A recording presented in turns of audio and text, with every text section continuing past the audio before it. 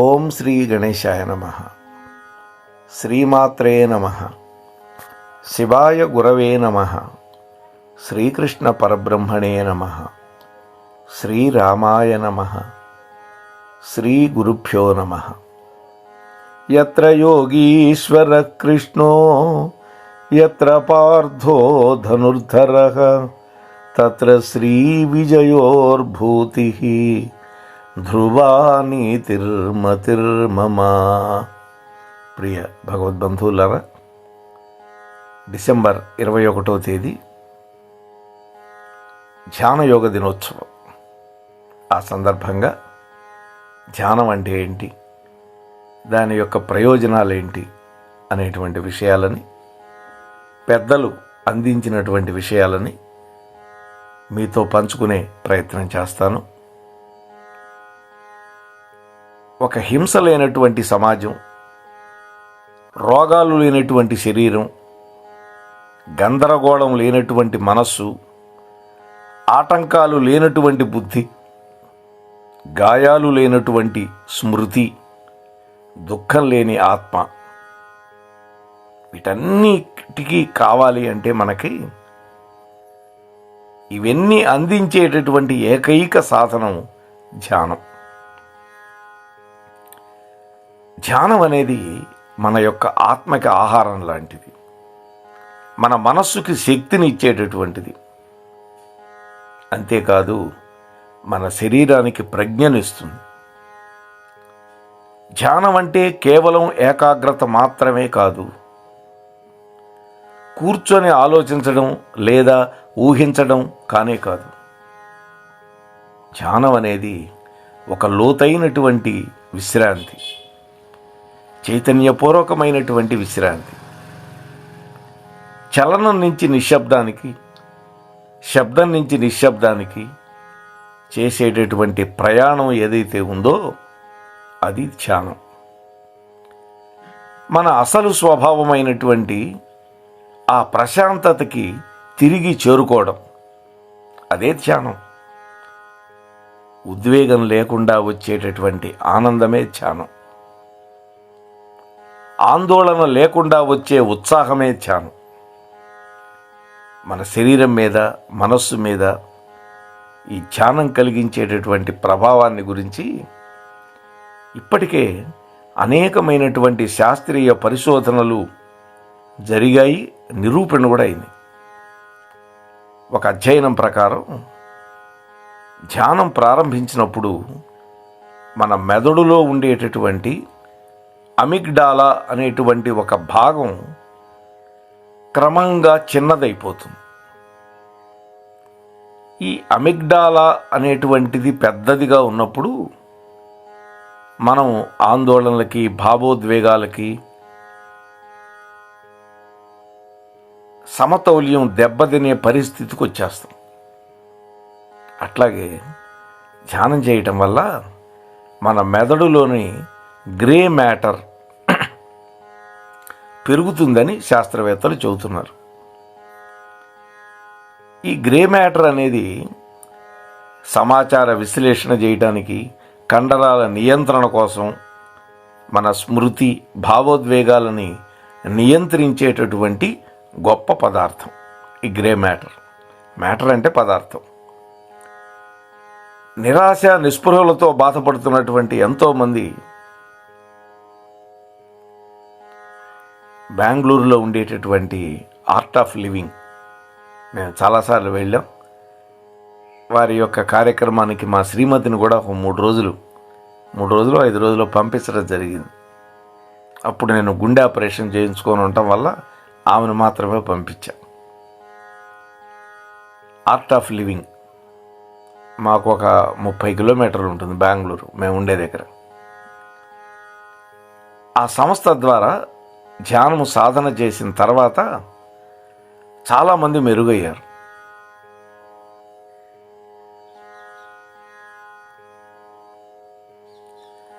నిమ్హాన్స్ అని ఒక హాస్పిటల్ ఉంది బెంగళూరులోనే, చాలా ఫేమస్ హాస్పిటల్, సెంట్రల్ గవర్నమెంట్ ఫండింగ్తో నడుస్తుంది.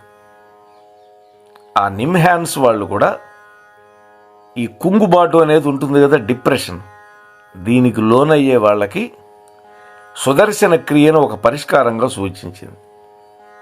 అంటే డాక్టర్లు కూడా సూచించారు సుదర్శన క్రియ. కేవలం మన భారతదేశంలోనే కాదు, కెనడా దేశంలోని ఒంటారియా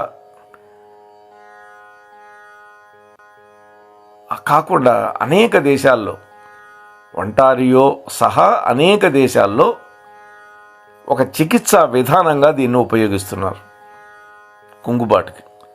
ఇవాళ ఎక్కువ మందిలో ఉండేది ఈ కుంగుబాటు జబ్బే. పరీక్ష ఫెయిల్ అయినా, సాఫ్ట్వేర్లో ఉద్యోగం పోయినా, బెంచ్ మీద ఉన్న అనేకమైన బాధలు, ప్రతిదానికి డిప్రెషన్. కాబట్టి ఈ సుదర్శన క్రియ అనేది డిప్రెషన్ను పోగొట్టేటటువంటి ఒక గొప్ప ప్రక్రియ. దుఃఖము, ఆగ్రహము ఇలాంటి వివిధమైనటువంటి మానసిక ఆరోగ్య సమస్యల నుంచి మానవులని బయటకు తీసుకొచ్చే శక్తి ధ్యానానికి మాత్రమే ఉందని వందలాది అధ్యయనాలు చెబుతూ ఉన్నాయి. ధ్యానం అనేది మనలో ఉండేటటువంటి సృజనాత్మక శక్తిని పెంచుతుంది. నిద్రాణంగా ఉంటుంది ప్రతివాడిలో, దానిని పెంపొందిస్తుంది ఈ ధ్యానం అనే ప్రక్రియ. అంతేకాదు ఉత్పాదకతను పెంచుతుంది, భావోద్వేగ స్థిరత్వాన్ని అందిస్తుంది. జీవితంలో విజయానికి, సంబంధాలలో సమతౌల్యతకి అవసరమైనటువంటి గ్రహణ శక్తిని, వ్యక్తీకరణ శక్తిని, అలాగే కమ్యూనికేషన్ స్కిల్స్ని పెంచుతాయి. అంతేకాదు శరీరానికి రోగ నిరోధక శక్తి పెరుగుతుంది, రెసిస్టెన్స్. మనస్సుకి లోతైన విశ్రాంతి దొరుకుతుంది, డీప్ ప్రశాంతత అన్నమాట. అంతేకాదు శరీరానికి ఒక అప్రమత్తత కలిగించే స్థితి వస్తుంది. శాస్త్రవేత్తల అధ్యయనం ప్రకారం మన శరీరంలోని కీలక అవయవాలన్నింటినీ నియంత్రించేటటువంటి వేగస్ నర్వ్ లేదా వెల్నెస్ నర్వ్ ఏదైతే ఉందో అది సత్సంగం, ధ్యానం, ప్రాణాయామ సమయాలలో బాగా ఉత్తేజితం అవుతుంది, యాక్టివేట్ అవుతుంది. ఇది మన శరీర అవయవాలకు మద్దతు ఇవ్వడంతో పాటుగా మన స్వరూపం మీద కూడా ఒక అవగాహనని పెంపొందిస్తుంది. ఈ ధ్యానం మన యొక్క రోజువారీ పనుల్లో నాణ్యతను కూడా పెంచుతుంది. నీ డైలీ రొటీన్ వర్క్లో కూడా క్వాలిటీ పెరుగుతుంది, శరీరానికి శక్తి వస్తుంది. ఒత్తిడి అంటే చెయ్యవలసింది చాలా ఎక్కువగా ఉండి చేసేందుకు సమయం తక్కువగా ఉంటే మనకి ఆ ఒత్తిడి వల్ల అసలు ఏమాత్రం చేయలేకుండా పోతాం. దానివల్ల మనకి తగినంత శక్తి లేనట్టుగా అనిపిస్తూ ఉంటుంది. అయితే ధ్యానం ఈ యొక్క అత్యవసరమైన శక్తిని మనకు అందిస్తుంది. తద్వారా పెద్ద పనిని కూడా సులభంగా చేయగలుగుతాం. ఈ ధ్యానం అనేది మనలో ఉండే స్పందనలని మెరుగుపరుస్తుంది, నీ ఆలోచనలని సకారాత్మకంగా మారుస్తుంది. అంటే పాజిటివ్ థింకింగ్ పెంచుతుంది. అక్కడక్కడ ఇంగ్లీష్ మాటలు వాడుతున్నాను, ఎందుకంటే ఎక్కువ మంది వాళ్ళు ఇంగ్లీష్లో చెబితేనే అర్థమయ్యే పరిస్థితి వచ్చేసింది. ఈ మధ్యకాలంలో ఈ పెళ్ళిళ్ళు, నిశ్చితార్థాలు ఇటువంటి వాటికి ఇంగ్లీష్లో చెప్పమని పిలుస్తున్నారు నన్ను. కారణం వాళ్ళకి తెలుగు అర్థం కాకపోవటమే. ఏం చేస్తాం మరి, అలా వచ్చింది పరిస్థితి. మన మాటల కంటే కూడా మన యొక్క ఉనికే ఎక్కువగా మాట్లాడుతుంది అన్ని చోట్ల. మనం కోపంగా లేదా ఒత్తిడిగా ఉన్నప్పుడే కాదు, ప్రేమతోటి, ఆనందంతో, శక్తితోటి నిండి ఉన్నప్పుడు కూడా అది మన ఉనికిలోనే ప్రతిబింబిస్తూ ఉంటుంది. ఈ ధ్యానం మనల్ని మరింత సంతోషకరమైనటువంటి వ్యక్తులుగా మారుస్తుంది. ధ్యానాన్ని అనుభవించడానికి 5 మార్గాలు చెప్పారు పెద్దలు. మొదటిది యోగా, శారీరక వ్యాయామాలు. శరీరం కొన్ని ఆసనాలని నిర్దిష్టమైన విధానంలో మనం వేసినప్పుడు మన మనస్సు సహజంగానే ధ్యాన స్థితిలోకి వెళ్ళిపోతుంది. అతిగా అలసిపోవటం లేదా అతిగా చురుకుదనం, ఈ రెండు కూడా ధ్యానాన్ని దూరం చేస్తాయి. ఈ రెండు మంచిది కాదు. అలసిపోతే నిద్ర వచ్చేస్తుంది, హైపర్గా ఉన్నా కూడా ప్రమాదమే. సరైనటువంటి శారీరక సమతౌల్యత ఉన్నప్పుడు మనం ధ్యానంలో నిలబడటం అనేది సులభం అవుతుంది.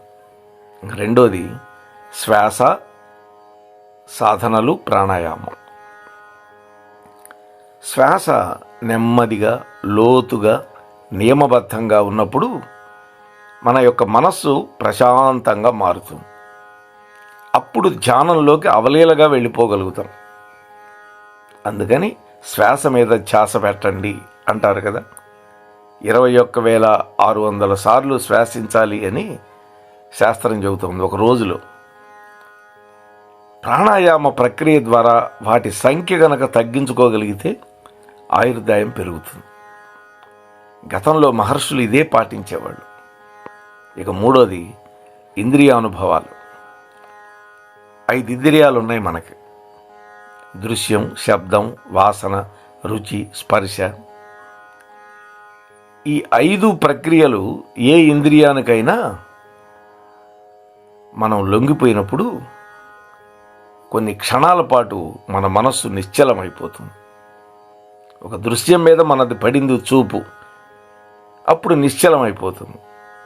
ఒక వాసన పీలుచాం, అద్భుతమైన వాసన, మన మనస్సు నిశ్చలమైపోతుంది.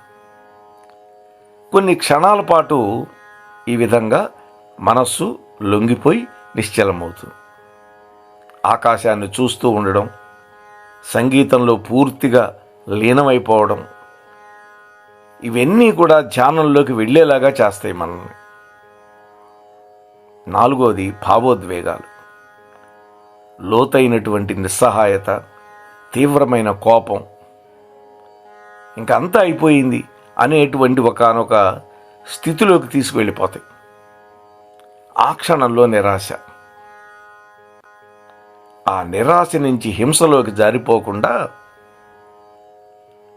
నిశ్చలతను గనక అనుభవిస్తే అప్పుడు మనకి ధ్యానం కుదుటపడుతుంది. ఐదోది జ్ఞానం, అవగాహన, జ్ఞానయోగం. ఈ ప్రపంచం చాలా పెద్దదని, మన శరీరం కోట్లాది కణాల సమాహారమని మనం తెలుసుకున్నప్పుడు మన యొక్క అంతరంగంలో ఏదో ఒక శక్తి మేల్కొంటుంది, జాగృతం అవుతుంది. జీవితంపై మన దృష్టి పూర్తిగా మారిపోతుంది. ఈ అవగాహన మనల్ని ధ్యాన స్థితిలోకి తీసుకువెళుతుంది. ఇటువంటి అద్భుతమైన ప్రయోజనాలని ఇచ్చేటటువంటి ధ్యానం అనేది మనం మెల్లిగా అభ్యాసం చేయాలి. ఎందుకంటే మనస్సు కోతి లాంటిది, అంత తేలిక కాదు మనస్సు నిలబడటం. అర్జునుడు అడిగాడు, ఈ మనస్సు నిలబడకపోతే ఏం చేయాలి అన్న. అభ్యాసేన తు కౌంతేయ వైరాగ్యేన చ గుహ్యతే అంటాడు పరమాత్మ భగవద్గీతలో. అభ్యాసం వల్ల మెల్లగా మెల్లగా 5 నిమిషాలు, 10 నిమిషాలు, పావు గంట, ఇలా అరగంట వరకు మనం ధ్యానం చేసేటటువంటి సమయాన్ని మెల్లిగా పెంచుకుంటూ వెళ్ళాలి. మనసు వెళుతూ ఉంటుంది, మళ్ళీ దాన్ని లాక్కు రావాలి. అలా నియంత్రించే శక్తి కూడా నీకు ఆ ధ్యానంలో అభ్యాసం వల్ల దొరుకుతుంది. అటువంటి అద్భుతమైనటువంటి ధ్యాన ప్రక్రియ కేవలం మన భారతీయులకు మాత్రమే ఉంది. మన ఋషి పరంపర మనకు అనుగ్రహించినటువంటి గొప్ప జ్ఞానం ఇది. ఇవాళ పిరమిడ్ ధ్యానం అని రకరకాల ధ్యానాలు ఉన్నాయి. శ్వాస మీద ధ్యాస అని, SSY అనే ఒక సంస్థ, సిద్ధయోగ సమాజం ఏదో ఉంది, సిద్ధ సమాధి యోగ. సరే, ఎవరు దేన్ని పెట్టుకున్న పద్ధతి ఇవన్నీ కూడా మానవుడి యొక్క శారీరక మానసిక శాంతి కోసం మాత్రమే అనేది గమనించండి. అవకాశం ఉన్నవాళ్ళు రవిశంకర్ గురూజీ ఆశ్రమానికి వెళ్ళొచ్చు, వాళ్ళు పెట్టే ప్రోగ్రామ్స్లో పాల్గొనవచ్చు. చక్కగా ఆ డబ్బులు కట్టేస్తే ఆ 3 రోజులకి 5 రోజులకి వాళ్ళే ఆహారం అంతా వాళ్ళే చూసుకుంటారు, రూములు వాళ్ళే ఇస్తారు. చాలా బాగుంటుంది, పెద్ద ఆశ్రమం. నేను 2-3 సార్లు వెళ్ళొచ్చాను. అయితే ఈ సమాధి యోగానికి ధ్యానానికి మాత్రం వెళ్ళే అవకాశం నాకు దొరకలేదు. నా శ్రీమతిని మాత్రం పంపడం జరిగింది. మంచి ఎక్స్పీరియన్స్ పొంది వచ్చింది ఆమె. కాబట్టి మీరు కూడా ఈ యొక్క ధ్యాన దినోత్సవం అయినటువంటి 21 డిసెంబర్ నాడు ఇప్పటి వరకు చెయ్యకపోయినా ఇక మీదటైనా ప్రారంభం చేసి చక్కటి ప్రయోజనాలు పొందటానికి ఆ పరమేశ్వరుడు మనందరికీ అవకాశం కల్పించుగాక. శివుడి యొక్క స్వరూపమైనటువంటి దక్షిణామూర్తి యొక్క స్వరూపం కూడా ధ్యానంలోనే ఉంటాడు, దక్షిణామూర్తి స్వరూపం. అవన్నీ మనకి పురాణాలు, దేవీ దేవతలందరూ మనకి చెప్పిన విషయాలై ఇవాళ మళ్ళీ మన వాళ్ళు వెలికి తీసి మన దృష్టికి తీసుకొచ్చి మనకి ప్రయోజనం పడేటట్టుగా చేస్తున్నారు. ఈ విషయం మనం గమనించాలి.